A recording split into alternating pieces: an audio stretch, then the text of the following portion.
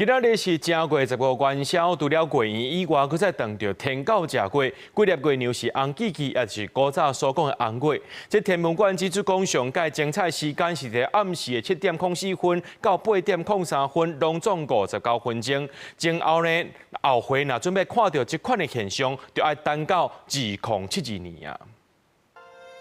规粒红吉吉的鸡牛挂伫天顶，这是天狗食鸡中的红粿，特别壮观。今年元宵节拄到天狗食鸡，这是真罕见的场面。天文馆讲，这届机会真难得，后届要同时间拄到元宵，佮加上天狗食鸡，佮要等46天。下一次的月全食是2028年，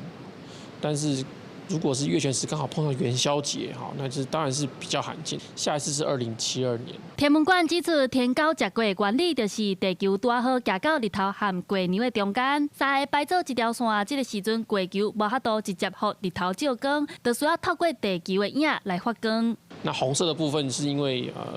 太阳还是有一部分的光透过地球的大气层折射到月球上，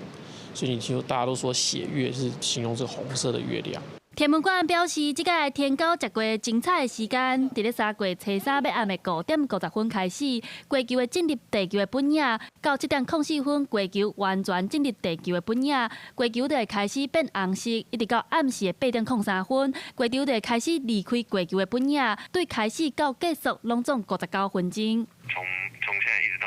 明天，云量都是偏多的情形，月亮啊、月全食的几率都很低。不过，因为这届元宵拄好拄到华南分系到位，台湾各地云拢真高，要看到元宵节红粿机会无大，后届恐惊要等到2072年。记者陈亚轩、林旭凯台北报道。